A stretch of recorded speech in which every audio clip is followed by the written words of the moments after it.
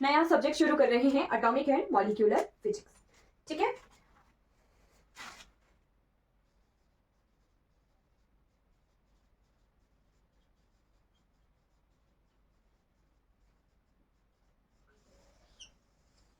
अब atomic and molecular physics में क्या हमने पढ़ना है, तो एटॉमिक एटम, मॉलिक्यूल्स एटम से जुड़कर बनते हैं मॉलिक्यूल। इतना सा शब्द अगर समझ आ गया तो हम आगे बढ़ पाएंगे। ठीक है, तो एटम्स के बारे में हमने देखना है। एटम्स, सबसे पहले एटम का स्ट्रक्चर हमें देखना है। तो एटम के जो स्ट्रक्चरल मॉडल थे उनके बारे में हमें थोड़ा सा नॉलेज होनी चाहिए, राइट। तो सबसे पहला मॉडल जो था, जो कि हम पढ़ेंगे, हम 3 बेसिक मॉडल पढ़ेंगे, ज्यादा हम नहीं जाएंगे डीप में। एक आता है जो जे थॉमसन का, जे थॉमसन, ज्यादा डिटेल में नहीं जाएंगे, जस्ट देखना है कि उन्होंने क्या बोला था। जे थॉमसन ने बोला था कि एटम में जो क्या होता है, पॉजिटिव एंड नेगेटिव चार्ज जो है, पॉजिटिव चार्ज जो है यूनिफॉर्मली डिस्ट्रीब्यूटेड होता है और नेगेटिव चार्ज जो है उसके बीच में फंसा जैसा हुआ होता है। ठीक है, मतलब कि क्या है ये, इसे आप एक वाटरमेलन स्ट्रक्चर की तरह दिख सकते हो कि उन्होंने क्या कहा कि जो वाटरमेलन होता है, तरबूज होता है, वहां जो तरबूज का जो रेड पार्ट है, एग्जाम्पल देख लेना, तरबूज का जो रेड पार्ट है वो क्या है, पॉजिटिव चार्ज है, और जो ब्लैक ब्लैक बीज होते हैं वो क्या है, इलेक्ट्रॉन्स हैं। तो इस तरह से उन्होंने, जे थॉमसन ने एटम के मॉडल को विद वाटरमेलन कंपेयर किया था। उसके बाद आते हैं रदरफोर्ड। रदरफोर्ड ने किया था गोल्ड फॉइल एक्सपेरिमेंट।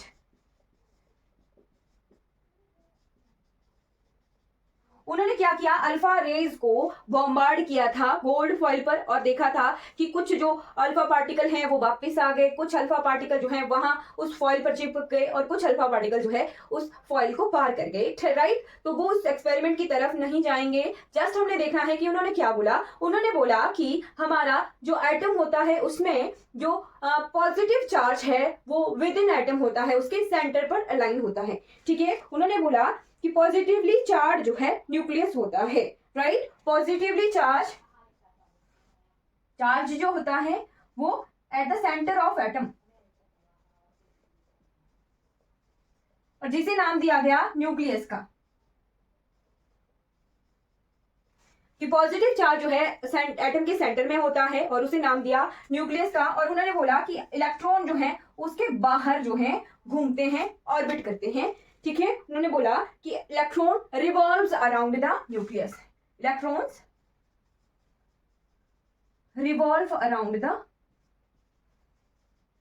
न्यूक्लियस, ये रदरफोर्ड ने कहा। बट ये काफी हद तक इन्होंने काफी हद तक एटम का स्ट्रक्चर तो रदरफोर्ड ने ही बता दिया था, बट इनकी एक लिमिटेशन रही थी, वो ये एक्सप्लेन करना जो है उनसे पॉसिबल नहीं हुआ कि अगर इलेक्ट्रॉन जो है वो इसके अराउंड रिवॉल्व हो रहा है तो इस रिवोल्यूशन की वजह से इलेक्ट्रॉन जो है अपने इस मोशन की वजह से एनर्जी लूज करेगा, और उस तरह से इलेक्ट्रॉन जो है इस न्यूक्लियस के अराउंड घूमता घूमता एटम के अंदर, एटम के न्यूक्लियस के अंदर फॉल कर जाएगा, जिस तरह से नहीं होता है। तो ये क्यों नहीं होता है कि इलेक्ट्रॉन जो है न्यूक्लियस के अंदर फॉल क्यों नहीं होता है, इसको वो एक्सप्लेन नहीं कर पाए थे, यही उनकी लिमिट्स थी। ठीक है, ये सिर्फ ये लिमिट थी कि वो इलेक्ट्रॉन को इसको यहाँ इसके लॉस को क्यों एक्सप्लेन नहीं कर पाए थे। तो इसका लॉस कहाँ पर एक्सप्लेन हुआ था, डुअल नेचर ऑफ इलेक्ट्रॉन, है ना।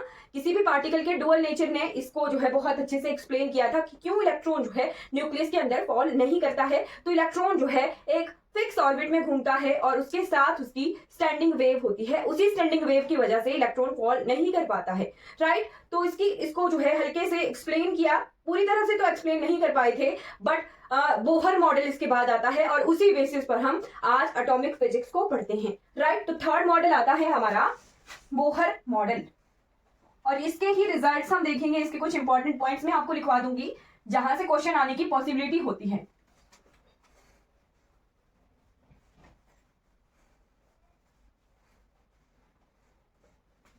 Third one is Bohr model of atom. तो बोहर ने बोला कि जो इलेक्ट्रॉन होता है वो ऑर्बिट तो करता है, रिवॉल्व तो करता है, बट वो फिक्स ऑर्बिट्स में रिवॉल्व करता है। बोहर ने बोला कि electrons revolve around the nucleus in orbit. ठीक है, ऑर्बिट शब्द बोहर लेके आए, electrons revolve around the nucleus in orbit. ठीक है, इसी वजह से therefore it does not fall in nucleus. इन्होंने ये एक्सप्लेनेशन दी कि इलेक्ट्रॉन तभी जो है न्यूक्लियस के अंदर फॉल नहीं कर पाता है। बाकी इसकी बहुत अच्छे से एक्सप्लेनेशन हम क्वांटम में देखते हैं, जहां पर हम पार्टिकल के डुअल नेचर की बात करते हैं, राइट। तो इन्होंने एक और चीज कही कि जो ऑर्बिट होते हैं उन्हें हम इस तरह से लिखते हैं KLMN शेल, है ना, शेल्स बोलते हैं इन्हें, KLM शेल्स में शो सो ऑन। तो इस तरह से मान लीजिए ये क्या है, पॉजिटिवली चार्ज न्यूक्लियस है, तो एक K शेल होगा, फिर L शेल होगा, फिर M शेल होगा। इस तरह से हम इलेक्ट्रॉन्स को इसके बाहर जो है इस तरह से ऑर्बिट करते हैं। अब वो डिपेंड करता है एटॉमिक नंबर पर, Z कितना है, Z क्या होता है, एटॉमिक नंबर। एटॉमिक नंबर 1 होगा तो K में ही 1 इलेक्ट्रॉन होगा, 2 हो जाएगा तो यहाँ 2 इलेक्ट्रॉन फिल हो जाते हैं। इलेक्ट्रॉनिक कॉन्फ़िगरेशन बताना लिखाना मैं सिखा दूंगी आपको, जस्ट आपको यहाँ पर मैजिक नंबर पता होने चाहिए।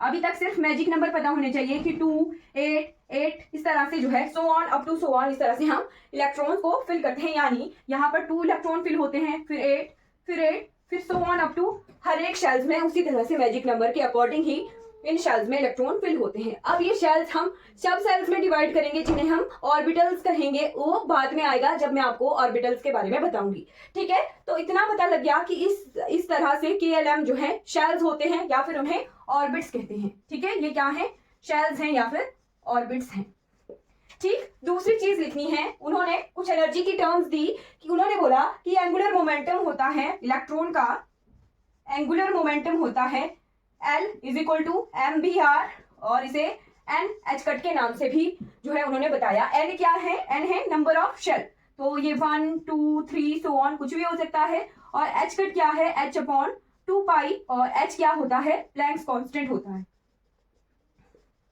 तो ये उन्होंने एंगुलर मोमेंटम की टर्म दी। उसके बाद उन्होंने ये बोला कि इलेक्ट्रॉन जो होता है वो सेंट्रीपिटल फोर्स के साथ घूमता है, सेंट्रीपिटल फोर्स के साथ उस अपने ऑर्बिट में घूमता है, राइट। तो सेंट्रीपिटल फोर्स को भी हम निकाल सकते हैं, सेंट्रीपिटल फोर्स, है ना। तो सेंट्रीपिटल फोर्स है, ये जो है हमारी MBR क्या है, सेंट्रीफ्यूगल फोर्स होती है। यानी दोनों फोर्सेस अपोजिटली लगती हैं। ये फोर्सेस के हिसाब से उन्होंने बताया था कि दोनों forces oppositely equal and opposite लगती हैं, उसी वजह से जो है इलेक्ट्रॉन अपने ऑर्बिट में घूमता रहता है और न्यूक्लियस में फॉल नहीं करता है, ठीक है। तो इसकी टर्म थी हाँ F = mv²/r। ये क्या है, इसकी सेंट्रीपिटल फोर्स है। उसके बाद 5th नंबर पे लिखना है कि जो इलेक्ट्रॉन और प्रोटॉन है, यानी न्यूक्लियस में जो प्रोटॉन है और जो बाहर इलेक्ट्रॉन रिवॉल्व कर रहे हैं, वो आपस में भी एक फोर्स से जुड़े हुए हैं, जिसे कहेंगे हम इलेक्ट्रोस्टैटिक फोर्स ऑफ अट्रैक्शन, जिसे हम इस तरह से लिखते हैं F = Q1 Q2/4πε0r²। अगर हम इसे एटम की फॉर्म में लिखेंगे तो Q1 Q2 क्या होते हैं, चार्जेस होते हैं। तो प्रोटॉन पर चार्ज कितना होगा, तो प्रोटॉन पर जितना हमारा एटॉमिक नंबर है उसके हिसाब से नंबर ऑफ प्रोटॉन्स होते हैं। तो ये प्रोटॉन का चार्ज जिसे मैंने ZE से लिखा, और इलेक्ट्रॉन का चार्ज जिसे -e से मैं लिख रही हूँ, और 4πε r²। हाँ, ये भी फोर्स है और ये भी फोर्स है, तो इन दोनों को जब हम इक्वेट करेंगे तो हम यहाँ से एटम का रेडियस निकाल सकते हैं। तो रेडियस हमें कैलकुलेट नहीं करना है, मैं आपको डायरेक्ट रिजल्ट लिखवाऊंगी। एटम का रेडियस कितना निकल के आता है, एटॉमिक रेडियस 6 नंबर का पॉइंट लिखना है Rn। N क्या है, नंबर ऑफ शेल, कि किस शेल का कितना रेडियस है। तो Rn निकलता है it is equal to 0.53 angstrom Zn² divided by Z² नहीं, उल्टा लिखा मैंने, n²/z² होगा, n²/z², ठीक है। ये रेडियस है, एटॉमिक रेडियस, जनरलाइज्ड फॉर्म है ये। n क्या होगा, नंबर ऑफ शेल, तो वो KLM इस तरह से होते हैं, 0 1 2 3 ऐसे लिखते हैं ना, 1 2 3, और Z क्या है, एटॉमिक नंबर है। तो यहां से हमें यह पता लग रहा है कि रेडियस जो है एटॉमिक नंबर से इनवर्सली प्रोपोर्शनल है। ठीक है, रेडियस एटॉमिक नंबर के इनवर्सली प्रोपोर्शनल है और नंबर ऑफ शेल के जो भी n है, शेल का नंबर है उसके डायरेक्टली प्रोपोर्शनल है। ठीक है, अब उसके बाद हम इलेक्ट्रॉन की वेलोसिटी भी निकाल सकते हैं, तो उसका भी जनरलाइज्ड फॉर्मूला लिख लीजिए।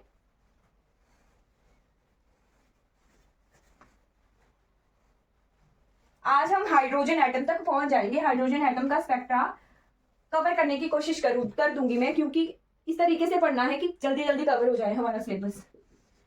फिर वेलोसिटी, तो वेलोसिटी इन एन, एन क्या है, शेल का नंबर है।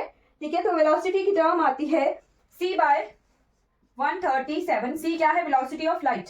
ये जो c/137 है, इसको मैं आपको बताऊंगी, एक कांस्टेंट टर्म निकल के आएगी यहां से, इनटू z/n। z क्या है, n क्या है, वो हमने देख लिया।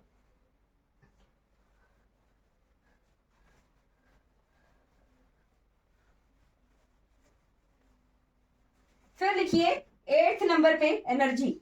तो किसी भी शेल की स्टेट की एनर्जी, स्टेट एनर्जी लेवल भी बोल सकते हैं, तो किसी भी एनर्जी लेवल की एनर्जी कितनी होती है, वो होती है -13.6 into z² divided by n²। हाँ, यही है इलेक्ट्रॉन वोल्ट, आप इसे लिख सकते हो, वोल्ट में ले रहे हो कुछ भी है, ये जो -13.6 है ये इलेक्ट्रॉन वोल्ट, इसके साथ लगाना। अगर एनर्जी को हमने इलेक्ट्रॉन वोल्ट में लिखना है तब इसकी जरूरत पड़ती है, अदरवाइज नहीं लिखते हैं। तो ये 3 जनरलाइज्ड फॉर्मूला है, radius, velocity of electron and energy of any electron in any energy level. ठीक है, अगर हम ये केस लिखें हाइड्रोजन एटम के लिए, हाइड्रोजन एटम, तो हाइड्रोजन एटम में क्या होता है, एटॉमिक नंबर होता है Z, राइट, Z होता है, यानी प्रोटॉन कितने हैं उसमें, 1 है। ये पता लग गया, प्रोटॉन कितने हैं उसमें, 1 है।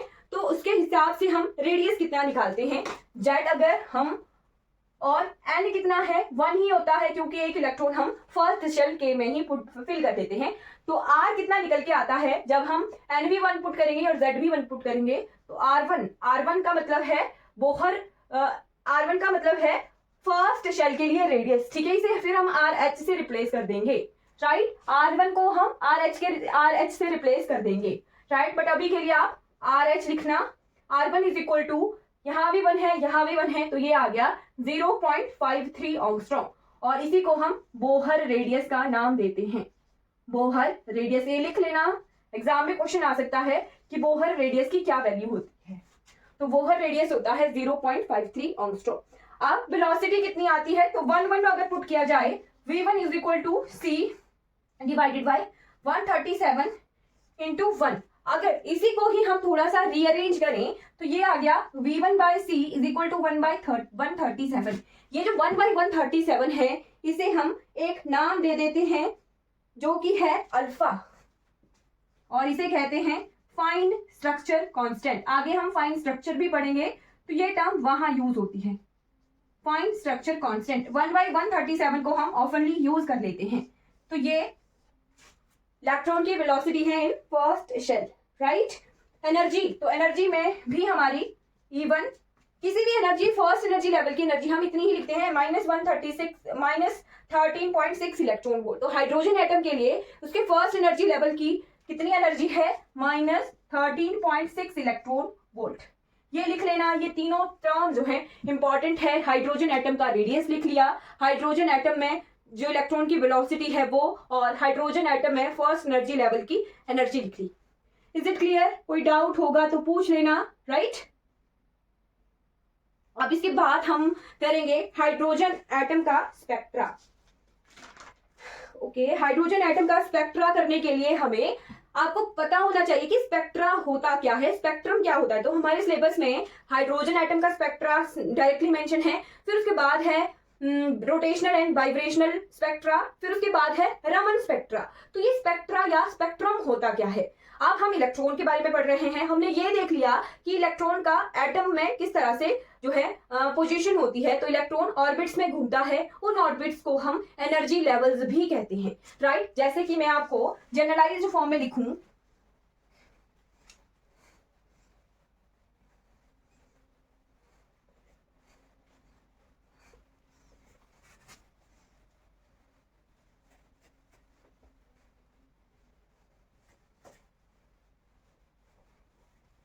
मान लीजिए ये क्या है, हमारे पास न्यूक्लियस है, तो न्यूक्लियस में प्रोटॉन और न्यूट्रॉन होते हैं, बट न्यूट्रॉन का चार्ज जो है 0 होता है, इसीलिए न्यूक्लियस पर प्रोटॉन यानी पॉजिटिव ही चार्ज होता है, राइट। तो अब न्यूक्लियस के अराउंड मैं इसे इस तरह से ड्रॉ करूंगी। ये क्या है, फर्स्ट शेल है, ये क्या है, सेकेंड शेल है। मैं हाफ ही ड्रॉ कर रही हूँ क्योंकि मुझे इतनी सी ही जरूरत है। ये क्या है, थर्ड शेल है, और ये क्या है, थर्ड शेल है, ठीक है, राइट। ये फर्स्ट है, ये सेकेंड है, और ये थर्ड है। अब यहाँ पर इसकी एनर्जी E1 है, एनर्जी लेवल इसका E2 है, और इसका एनर्जी लेवल E3 है, ठीक है। तो मान लीजिए हमारे पास ये वाला शेल जो है पूरी फुली फिल्ड है। अब KLM नहीं बोल रही हूं मैं, जनरलाइज जो कोई भी टर्म लिख रही हूं मैं, राइट। तो ये वाला शेल जो है हमारा फुली फिल्ड है, और यहाँ पर क्या है, एक इलेक्ट्रॉन है, राइट, एक इलेक्ट्रॉन है। हम 3 इलेक्ट्रॉन वाला सिस्टम कर रहे हैं। ये 3 इलेक्ट्रॉन सिस्टम कहीं पर भी हो सकता है, किसी भी एटम के ये आउटर मोस्ट शेल भी हो सकते हैं, यानी अंदर कोई भी एनर्जी लेवल हो सकते हैं इनफाइनाइट। ये हम आउटर मोस्ट शेल्स की बात कर रहे हैं, ओके। तो क्या है हमारे पास इस एनर्जी लेवल, ये जो है ये इसमें 2 ही इलेक्ट्रॉन आ सकते हैं, तो ये फुली फिल्ड है, और यहाँ पर एक इलेक्ट्रॉन है। इस इलेक्ट्रॉन को हमने क्या दी, एक्स्ट्रा एनर्जी दी, ठीक है, हमने एनर्जी दी, या फिर इसने कहीं से भी एनर्जी गेन कर ली, और ये चला गया एक्साइटेड स्टेट में, ठीक है, एक्साइटेड स्टेट में ये चला गया, राइट, एक्साइटेड स्टेट में चला गया। इसने कहीं से भी एनर्जी गेन की, राइट, और ये अपनी एक्साइटेड स्टेट में चला गया। अब एक्साइटेड स्टेट क्या होती है, अनस्टेबल स्टेट होती है, और जो हमारी ग्राउंड स्टेट होती है, ये क्या है, हमारी ग्राउंड स्टेट है, ग्राउंड स्टेट है, और ये क्या है, एक्साइटेड स्टेट है। तो एक्साइटेड स्टेट होती है हमारी अनस्टेबल स्टेट होती है। अनस्टेबल स्टेट से इलेक्ट्रॉन जो होता है एनर्जी रिलीज करके वापस अपनी ग्राउंड स्टेट में आ जाता है।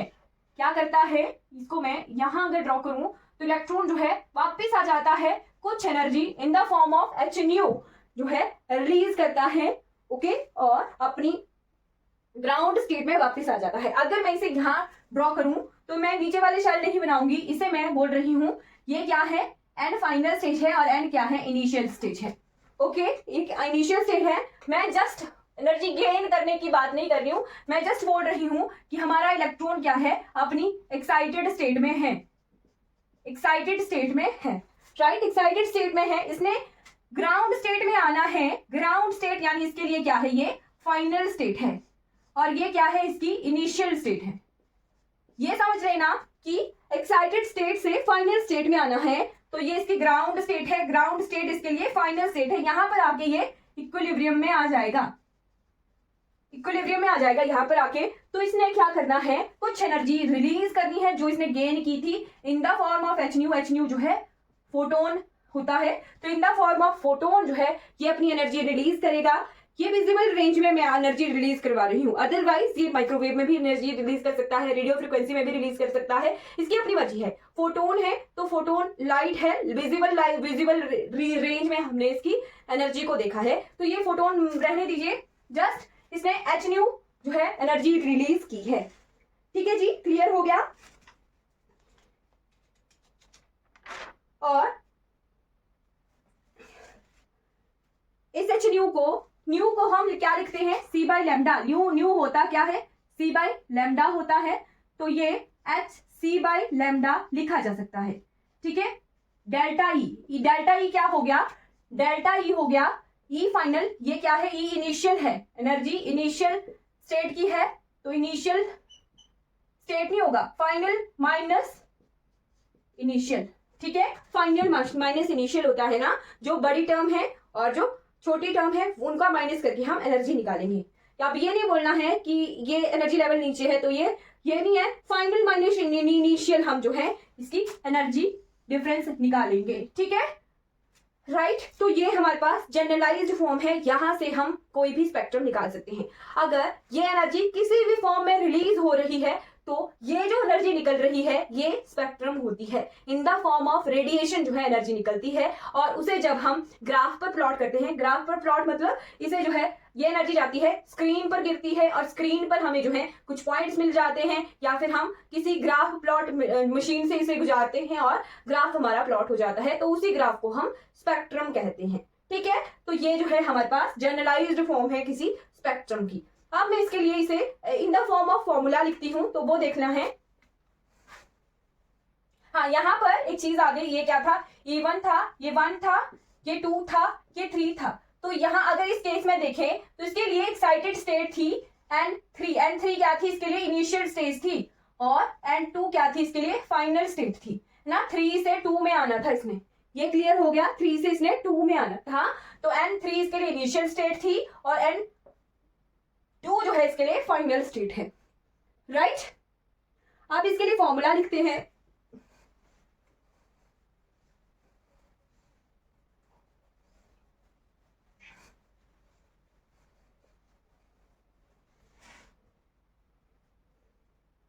तो एनर्जी के लिए हमने फॉर्मूला लिखा था, कितनी होती है energy? En is equal to -13.6 Z² divided by n²। ठीक है, यही होती है ना, Z फिक्स होता है। अब ये किसी एक एटम की बात हो रही है तो इसके लिए इनिशियल स्टेज और फाइनल स्टेज उसी एटम की होगी, यानी एटॉमिक नंबर जो है कांस्टेंट रहेगा। तो इसे मान लो हम लिखें डेल्टा E की फॉर्म में, यानी EF माइनस E इनिशियल के लिए इसी फॉर्मूले को लिखना हो तो ये आ जाएगा -13.6 Z² कॉमन है, दोनों के लिए Z² कॉमन है क्योंकि एक ही एटम के अलग अलग एनर्जी लेवल्स की बात हो रही है, इनटू ये n जो है अलग अलग है, n दो एनर्जी लेवल शेल्स जो हैं अलग अलग लेवल्स हैं। तो n फाइनल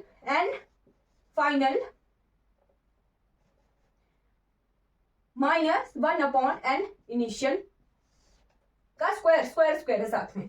ठीक है, n फाइनल का स्क्वायर -1/n इनिशियल का स्क्वायर। इसे हम ऐसे भी लिख सकते थे 1/n फाइनल का स्क्वायर -n इनिशियल का स्क्वायर, पर हमने अलग अलग कर दिया। n final 1/n final -1/n initial, इस तरह से लिख सकते थे ना, z बाय ये इस तरह से था, ये Z² बाई n²। तो n² में पुट कर दिया, फिर इसे अलग अलग करके लिख दिया है। ठीक है, राइट। अब ये दोनों चीजें जो हैं हम कांस्टेंट लेके चलेंगे, यानी अगर एक एटम की बात हो रही है या किसी एटॉमिक नंबर वाले एटम की बात हो रही है, किसी एलिमेंट की बात हो रही है, ये अलग अलग एलिमेंट्स के लिए यही एप्लीकेबल होगा। जनरलाइज्ड फॉर्म है, अलग अलग एटॉमिक नंबर फिक्स्ड होते हैं तो डिपेंड करेगा अलग अलग एटॉमिक नंबर के हिसाब से। राइट? अगर हम डेल्टा E की जगह पुट करें hc बाय लैम्डा, ठीक है, तो ये हो जाएगा -13.6 Z² और सेम यही टर्म। और अगर इस hc को यहां ले गए और ये 1/λ यहीं रखा, राइट, जस्ट हमने इसकी जगह hc बाय लैम्डा पुट किया है, तो यहां 1/λn लिखेंगे इज इक्वल टू ये divided by hc into 1/n final का स्क्वायर, ये n है, n फाइनल का स्क्वायर 1/n इनिशियल का स्क्वायर। राइट? और ये जो है ये क्या है? कांस्टेंट टर्म है, 1/λn is equal to r of infinity Z² into 1/n final का स्क्वायर -1/n इनिशियल का स्क्वायर। तो ये क्या आ गया हमारे पास? वेवलेंथ निकालने के लिए जनरलाइज्ड फॉर्मूला आ गया, यानी जो ये एनर्जी निकल रही है इसकी वेवलेंथ हम इस फॉर्म में निकाल सकते हैं, फिर उसका इनवर्स कर देंगे तो हम इस रिलीज एनर्जी का वेवलेंथ निकाल सकते हैं कि किस वेवलेंथ की ये एनर्जी निकल रही है, कहां पर ये लाई कर रही है रेडिएशन। अगर इसी फॉर्मूला को हम लिखें हाइड्रोजन के लिए अगर लिखा जाए तो Z की वैल्यू हम 1 पुट कर देंगे तो ये आ जाएगा 1/λn is equal to r infinity. Z की जगह आ गया 1 का स्क्वायर इज 1 और इसे मल्टीप्लाई करेंगे तो ये यही सेम टर्म आ जाएगी 1/n फाइनल का स्क्वायर -1/n इनिशियल का स्क्वायर। ये जो है वेवलेंथ के लिए फॉर्मूला है हाइड्रोजन एटम के लिए, और इसी फॉर्मूला से हम हाइड्रोजन एटम का स्पेक्ट्रम अभी ड्रॉ करेंगे। हाइड्रोजन एटम के लिए ये वेवलेंथ निकालने के लिए फॉर्मूला है। Okay, is it clear? Right?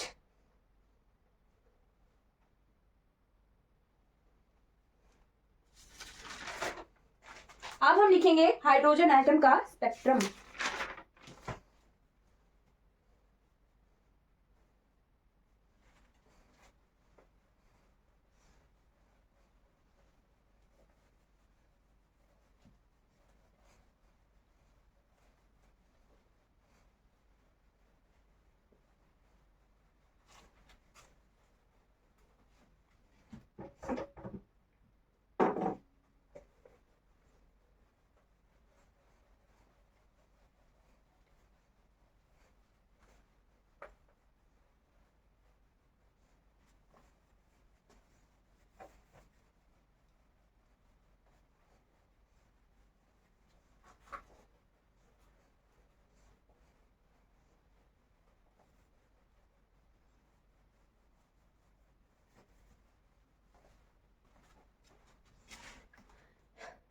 Spectrum of hydrogen atom.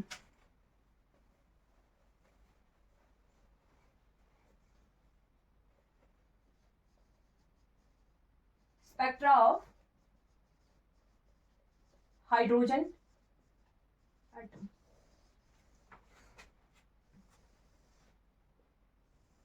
ये क्या है, अलग अलग एनर्जी लेवल्स हैं, ठीक है, शेल्स बोल सकते हो आप।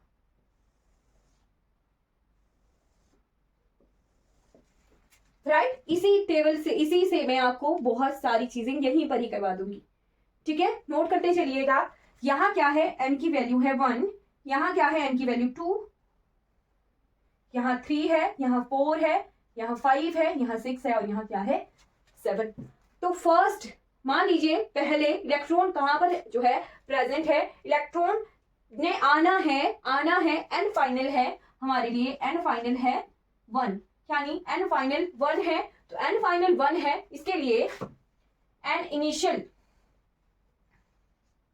इनिशियल, इससे ऊपर जो भी है वो सारे लिए इसके लिए एन इनिशियल है, यानी 1 पर 2 से भी आया जा सकता है, 1 पर 3 से भी आया जा सकता है, 1 पर 4 से भी आया जा सकता है, 1 पर 5 से भी आया जा सकता है, 1 पर 6 से भी आया जा सकता है, और सो ऑन, इस तरह से ये चलता रहेगा। तो एन इनिशियल जो है इसके लिए 2, 3, 4 so on up to infinity है, इंफिनिटी से फर्स्ट लेवल तक आया जा सकता है। और ये जो सीरीज बनी ये कहलाती है हमारे पास Lyman series.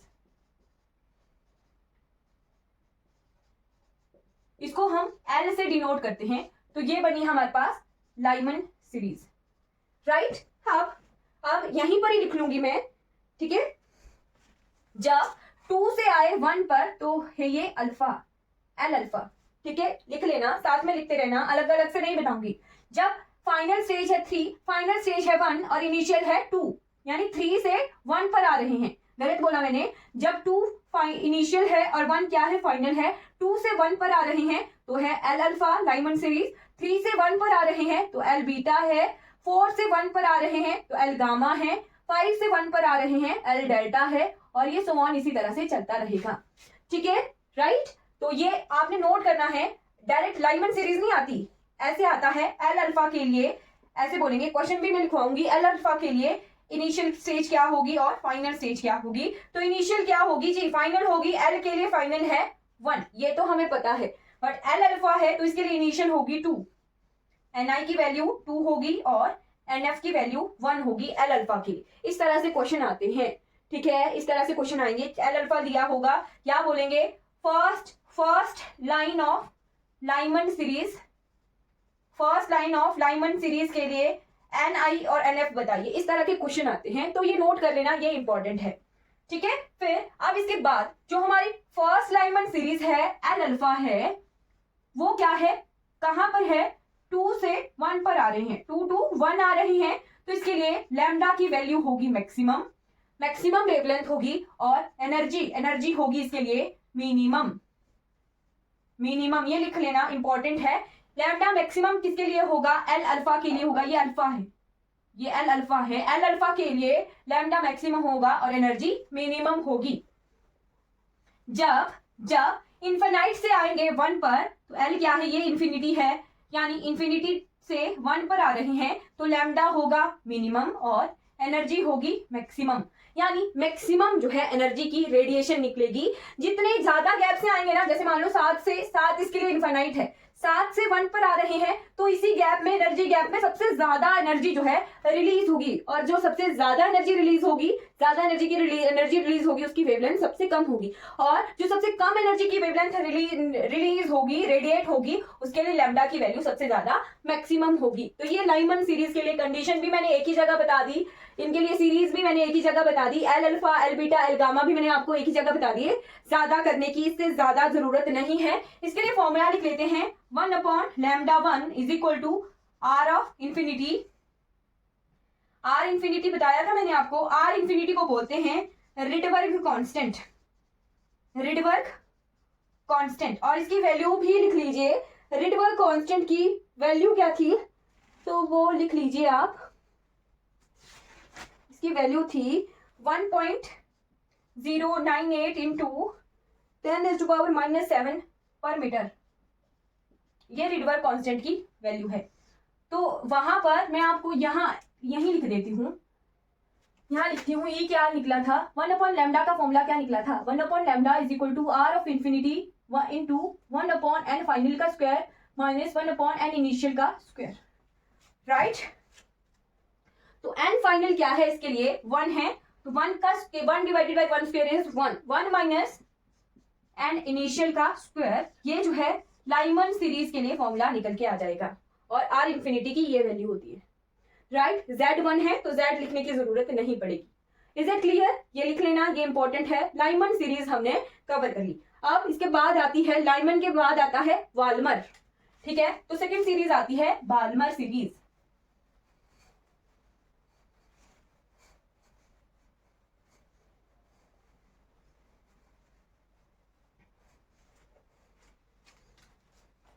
Second is Balmer, इसे हम H से डिनोट करते हैं, राइट। इंपॉर्टेंट है, H से डिनोट करते हैं क्योंकि B से नहीं करते, B से इसके फोर्थ वाली ब्रैकेट को डिनोट किया जाता है, ये H कहलाती है। तो H के लिए N फाइनल कितना है, जब हम 2 पर आते हैं और N इनिशियल इसके लिए 3 4 5 so on up to infinity होगा, यानी 2 पर आ रहे हैं, राइट। तो 3 से 2 पर आ सकते हैं, वो क्या हो जाएगा हमारे लिए H अल्फा, ठीक है। फिर 4 से 2 पर आ सकते हैं तो वो क्या हो जाएगा H बीटा, है ना। 5 से 2 पर आ सकते हैं तो वो क्या हो जाएगा H गामा। 6 से 2 पर आ सकते हैं तो वो क्या हो जाएगा H डेल्टा। तो ये क्या है हमारे पास वाल्मर सीरीज है, वाल्मर सीरीज। फाइनल जो स्टेज है वो है second energy level, right, second energy level. अब आप ये बोलोगे कि मैम हमारे पास तो इतना पता है कि हाइड्रोजन को फर्स्ट एनर्जी लेवल पर ही इलेक्ट्रॉन होता है, उसके बाद हमने नहीं देखे। बट ध्यान रखना, जो एनर्जी लेवल्स हैं वो सबके लिए होते हैं, राइट। मैंने आपको ये बताया था लास्ट क्लास में, फर्मी डिस्ट्रीब्यूशन फंक्शन हम कर रहे थे, राइट। वहां पर हमने देखा था कि एनर्जी लेवल बैलेंस बैंड में फिल होते हैं, उसके ऊपर कंडक्शन बैंड होता है और कंडक्शन बैंड में सारे एनर्जी लेवल जो है एम्प्टी होते हैं। तो इलेक्ट्रॉन ने एनर्जी गेन की है और वो उस एनर्जी लेवल पर पहुंच चुका है, उतनी एनर्जी गेन की है, तभी वो N6 पर पहुंचा है। N6 से वो सेकेंड एनर्जी लेवल पर आएगा। तो इस तरह से समझना है कि इलेक्ट्रॉन एक्स्ट्रा एनर्जी गेन करता है और फिर जाके वो उस हायर एनर्जी स्टेट पर जाता है, ठीक है। क्लियर हो गया? तो ये N फाइनल 2 है और N इनिशियल इसके लिए 3 के बाद कोई भी वैल्यू हो सकती है। तो यहां पर H अल्फा जो है हमने देख लिया, H अल्फा जो है कौन सा होगा, जब हम 3 से 3 to 2 आ रहे हैं, इसके लिए लैम्डा क्या होगा मिनिमम होगा और एनर्जी क्या होगी मैक्सिमम होगी। सॉरी उल्टा लिखा मैंने, लैम्डा क्या होगा मैक्सिमम होगा और एनर्जी क्या होगी मिनिमम होगी। और H इन्फिनिटी से जब हम 2 पर आ रहे हैं तो लैम्डा हमारे लिए मिनिमम होगा और जो लैम्डा वेवलेंथ है रेडिएशन आई उसकी एनर्जी जो है मैक्सिमम होगी। आप इसके लिए फॉर्मूला लिखते हैं लैम्डा क्या का, तो 1/λ वेवलेंथ है, R इन्फिनिटी एंड फाइनल इसके लिए क्या है 2 है, तो 1/2 का स्क्वायर इज 4। ये जनरल हो जाएगा 1/4 माइनस 1/n इनिशियल का स्क्वायर। तो ये इसके लिए जनरलाइज्ड फॉर्मूला बन गया। बार बार जो है इन फॉर्मूला यहाँ पर N फाइनल पुट करने की जरूरत नहीं पड़ेगी, ये याद हो गया तो आपको फॉर्मूला याद हो गया। ये क्या है हमारे पास बाल्मर सीरीज है। अब आते हैं third number of series, third है हमारे पास लाइमन बाल्मर, उसके बाद आती है पास्चन, ठीक है। Third series is Paschen.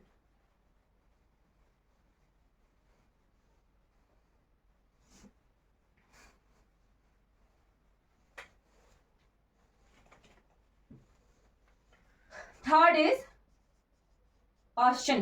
Paschen को हम P से डिनोट करते हैं। पास्चन के लिए N फाइनल होता है 3 और N इनिशियल को जो है 4 5 6 ऑन अप टू इंफिनिटी होगा।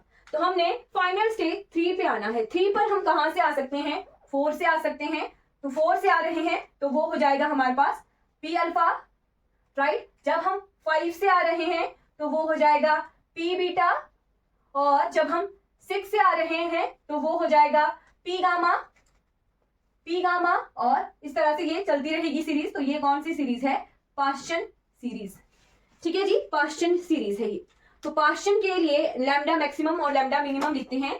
तो P अल्फा जो है कब है जब हम 4 से 3 पर आ रहे हैं और वहां पर लैम्डा क्या है मैक्सिमम है, एनर्जी क्या है, मिनिमम है, और पी इंफिनिटी, इंफिनिटी का जब इंफिनिटी से थर्ड एनर्जी लेवल पर आ रहे हैं, लैम्डा क्या है, मिनिमम है, एनर्जी क्या है, मैक्सिमम है, और 1/λ कितना हो जाएगा, आर इंफिनिटी, एंड फाइनल क्या है 3, तो 1/9, 3 का square is 9 minus 1/n initial का स्क्वायर, ये इसके लिए फॉर्मूला हो जाएगा।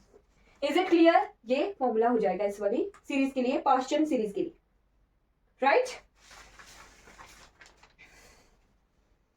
अब आती है fourth number of series is Brackett series. Bracket मतलब कि हम अब फोर्थ पे पहुंच गए हैं, जब 5 से 4 पर आ रहे हैं, 6 से 4 पर आ रहे हैं, 7 से 4 पर आ रहे हैं, और सो ऑन, राइट? जब इसको मिटा देती हूं,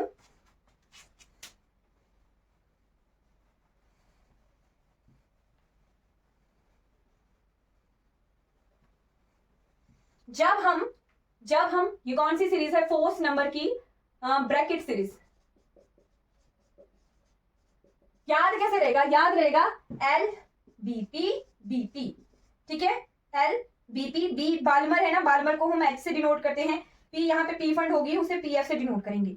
तो एल बीपी बीपी आजकल बहुत जो है बड़ा रहता है, तो लो बीपी रखना है, L BP low BP BP, ठीक है? तब याद रहेगा, जस्ट आपको नोटेशन ध्यान रखनी है, राइट? तो इस तरह से हमारा स्पेक्ट्रा होता है हाइड्रोजन का।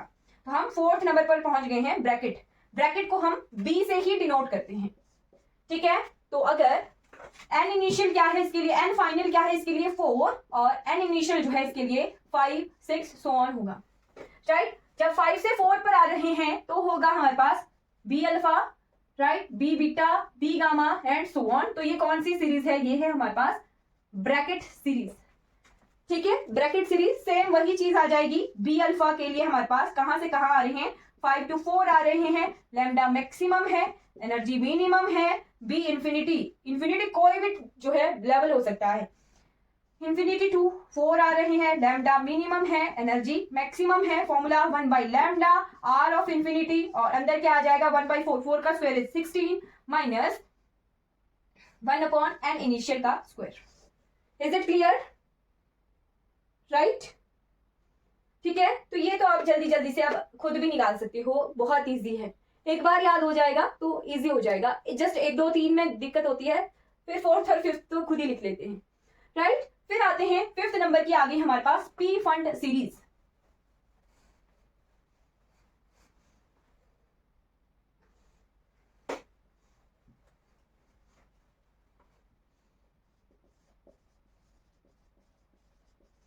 पी फंड सीरीज जब हम फिफ्थ एनर्जी लेवल पर आते हैं, तो 1 2 3 4 5 याद रहेगा ना, फिफ्थ नंबर पे पी फंड है, तो मतलब एन फाइनल उसके लिए 5 है, n initial 6 so on up to infinity, right? तो इसे देखते हैं, 5 पर आ रहे हैं, ठीक है? 5 पर आ रहे हैं, 6 से 5 पर आ रहे हैं, 7 से 5 पर आ रहे हैं, सो ऑन, ठीक?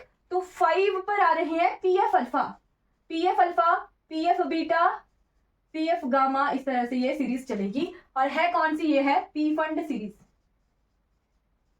पी फंड सीरीज है, ओके? एंड ये क्या है? पी एफ अल्फा के लिए 6 to 5 आया जा रहा है, लैम्डा क्या है? मैक्सिमम है, एनर्जी मिनिमम है, और पी एफ इंफिनिटी क्या है? इंफिनिटी टू 5 आया जा रहा है, लैम्डा मिनिमम है, एनर्जी मैक्सिमम है। साथ में फॉर्मूला लिखें तो 1/λ is equal to R of infinity 1/5 का square is 25 minus 1/n initial का स्क्वायर। एन इनिशियल इंफिनिटी भी हो सकता है, 6 7 8 सो ऑन, कुछ भी एनर्जी लेवल हो सकता है। तो ये हमारे पास हाइड्रोजन स्पेक्ट्रम हमने कंप्लीटली कवर कर लिया है, राइट? अब इसके क्वेश्चंस देखते हैं, हाइड्रोजन स्पेक्ट्रम के क्वेश्चन किस तरह से आते हैं। कल हम इसके बाद वाला टर्म देखेंगे कि हाइड्रोजन में अगर प्रोटॉन को रिप्लेस किया तब क्या होगा, न्यू इलेक्ट्रॉन को रिप्लेस किया तब क्या होगा, तो वो कल देखते हैं। आज हम इस सीरीज से कुछ क्वेश्चन देख लेते हैं, ठीक है? 2 3 क्वेश्चन करेंगे, फिर ये वाला सीरीज हमारा कवर हो गया।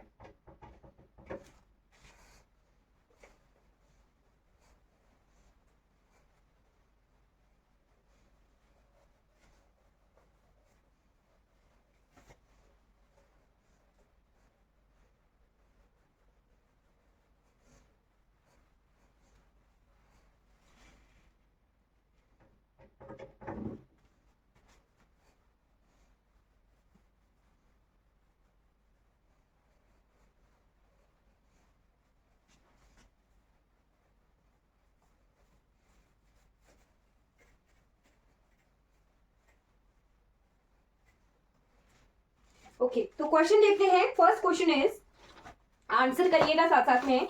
The first line of Balmer series is, question है the first line of Balmer series is. A option है, A option is alpha two 1, alpha two 1. B option है एन इनिशियल 3 और n final 2, n initial 2 n final 1.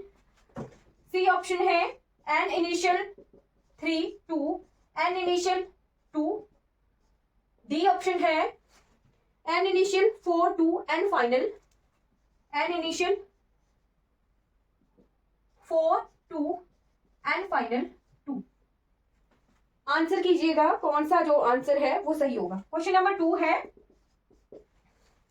in the hydrogen spectrum the ratio of, in the hydrogen spectrum the ratio of an initial and final होगा ये. the ratio of wavelength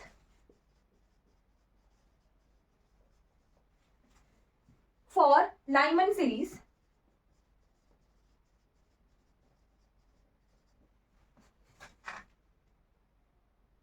no, Balmer series, first line of Balmer series. ध्यान से question, ध्यान से.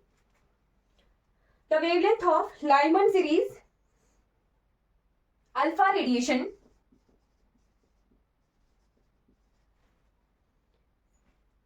To Balmer alpha radiation, Lyman alpha radiation, Lyman alpha radiation to Balmer alpha radiation is.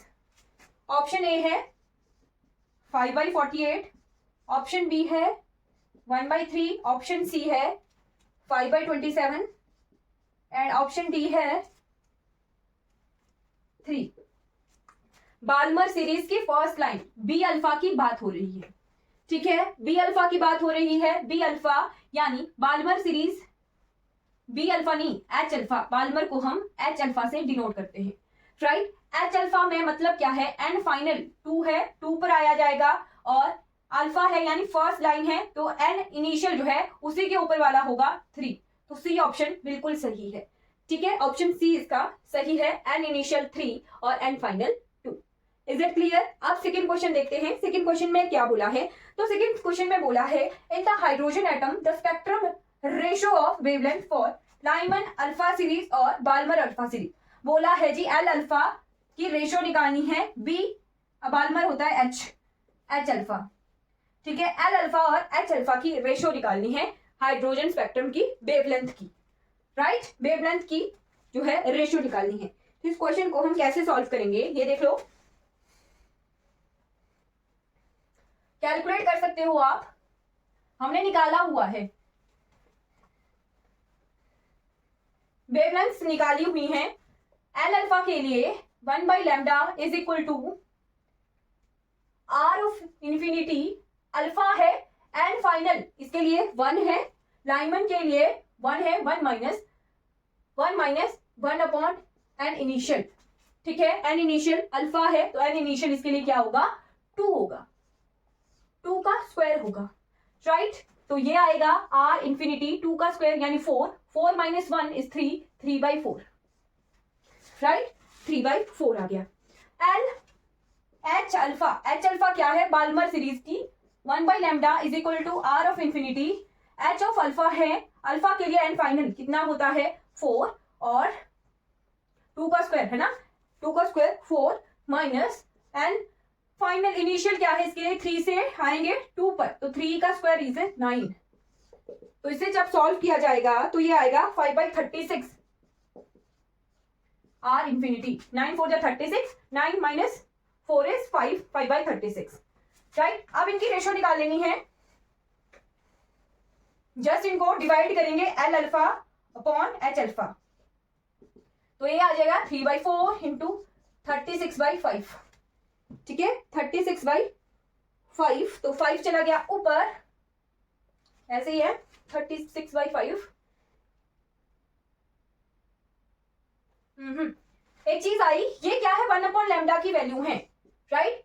Wavelength पूछा है तो lambda ऊपर चला जाएगा, तो लैम्डा फॉर एल अल्फा आ जाएगा, इसका उल्टा 4/3, और लैम्डा फॉर एच अल्फा ये उल्टा हो जाएगा 36/5। आप इसे डिवाइड करेंगे, ठीक है। ये फॉर्मूला ही 1/λ के लिए है, तो आप इसे इन्वर्स कर लिया, तब इसको की जो है वेवलेंथ की वैल्यू है। तो अब डिवाइड कर दिया 4/3 अपॉन 36/5, तो ये चला गया 5 ऊपर 36, और ये कट गया, कैसे कटेगा, कैसे कटेगा ये 4 9 जा 37 और 5/27, ये रेशियो आ गई L alpha divided by H alpha की, राइट। तो ऑप्शन नंबर कौन सा था, ऑप्शन नंबर सी था। इस सेकंड क्वेश्चन में भी ऑप्शन नंबर सी ही था, राइट। Is it clear. तो इस तरह से क्वेश्चंस को सॉल्व किया जाता है, राइट। अब आपके लिए होमवर्क क्वेश्चन है, होमवर्क क्वेश्चन लिख लीजिए और इसे जो है चैट बॉक्स में भेज देना।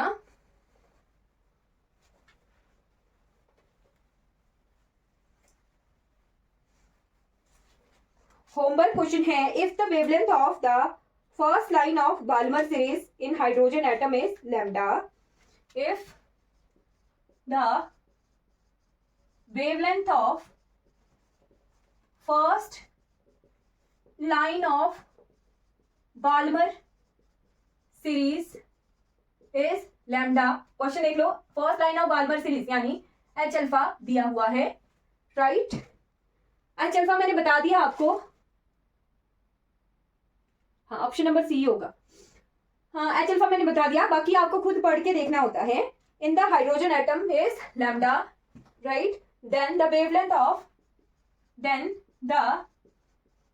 wavelength of first line of Lyman series is, wavelength of first line of Lyman series is, ठीक है। तो एच अल्फा दिया है आपके पास लैम्डा, और आपको एल अल्फा की वैल्यू निकालनी है, राइट। तो इतना सा पता लग गया आपको की वैल्यू दी है, ये क्या है, एन फाइनल 2 है, एन इनिशियल इसके लिए कितना है, इसके लिए 3 है, राइट।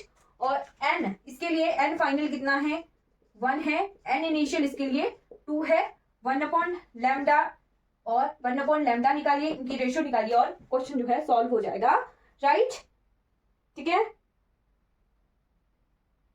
यहां पर क्या होगा, आर इंफिनिटी कट नहीं होगा, है ना, वो साथ में चलेगा,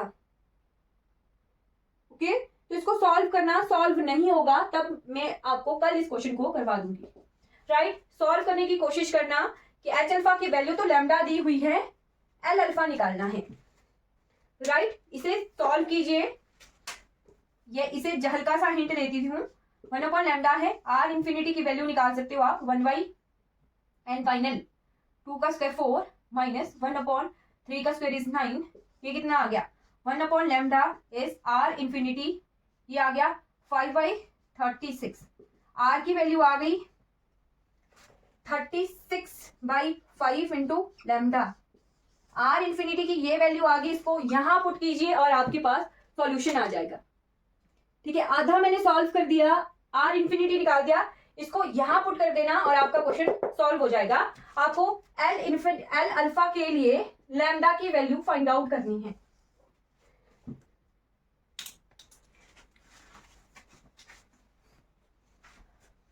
एल अल्फा की वैल्यू निकालनी है in term of lambda, lambda उसी में ही इंक्लूड होगा, राइट। इसको सॉल्व करना नहीं होगा सॉल्व, तो मैं सॉल्यूशन करवा दूंगी कल। तो फिर आज की क्लास हमारी कंप्लीट हो जाती है। क्वेश्चन